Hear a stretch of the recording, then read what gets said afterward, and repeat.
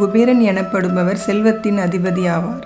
இவர் பக்தியுடன் பூஜிப்பவருக்கு சகல செல்வங்களை வழங்குவார் என்பது நம்பிக்கை. இவர் மீன ஆசனத்தில் அமர்ந்து தாமரை மலர் ஏந்தி வரத முத்திரை காட்டி மக்களுக்கு அருள் புரிகின்றார்.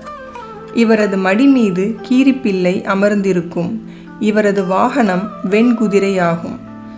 வியாழக்கிழமை மாலை 5:30 மணி முதல் 6 மணி வரை குபேர காலம் என்று அழைக்கப்படுகின்றது. இந்நேரத்தில் நாம் இவரை வணங்கினால் வீட்டில் செல்வம் சேரும் என்பது நம்பிக்கை. இவருக்கு மற்றொரு பெயர் வைஸ்ரவணன் ஆகும். இவர் ராவணனுக்கு சகோதரன் ஆவார். இலங்கையை முதலில் ஆண்டு வந்தவர் குபேரன் ஆவார். பின் ராவணன் இவரை தோற்கடித்து இலங்கையை கைப்பற்றினார். சிவபக்தரான குபேரன் நாட்டை இழந்த பின்னர் ஊர் ஊராக சென்று சிவாலயங்களை வழிபட்டு வந்தார். பின் கடைசியாக ராமேஸ்வரம் மாநகரை அடைந்த அவருக்கு அங்கு அமைதியும் பெருமையும் கிடைக்க அவர் அங்கேயே தங்கிவிட்டார். பின் இறைவனை நினைத்து தவம் புரிய ஆரம்பித்தார். எந்தவித எதிர்பார்ப்பும் இன்றி தவத்தில் ஈடுபட்டார்.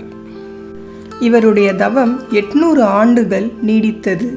இவரின் சுயநலமில்லா தவத்திற்கு மெச்சிய சிவபெருமான் கடும் தவம் செய்த குபேரன் முன் தோன்றி என்ன வரம் வேண்டும் என கேட்க, தனக்கு எதுவும் வேண்டாம், உங்களின் அருள் மட்டுமே போதும் என்று கூற, சிவபெருமான் அவருக்கு அழகாபுரி என்னும் நகரை உருவாக்கி அரசனாக்கினார். குபேரன் எதையும் எதிர்பாராமல் தவம் செய்ததால் அவரிடம் உலகத்து நிதிகளை எல்லாம் ஒப்படைத்தார் ஈசன். மேலும் குபேரன் சிவபெருமானின் நண்பனாக மாறியதால் இவருக்கு சிவசகா என்ற பெயரும் உண்டு.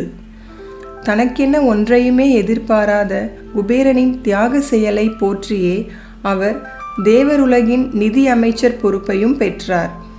அது மட்டுமா, திருமாலின் அம்சமான வெங்கடாசலபதிக்கே கடனும் கொடுத்தார் குபேரன். எனவே நேர்மையாகவும் நியாயமாகவும் இருப்பவர்களுக்கு சிறப்பான பொறுப்புகள் வந்தே தீரும். காலம் தாழ்ந்து நடைபெற்றாலும் அது சிறப்பானதாக அமையும் என்று உணர்த்துகிறது குபேரனின் கதை.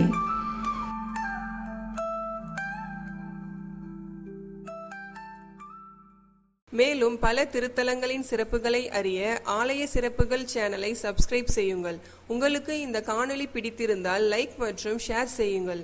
நன்றி.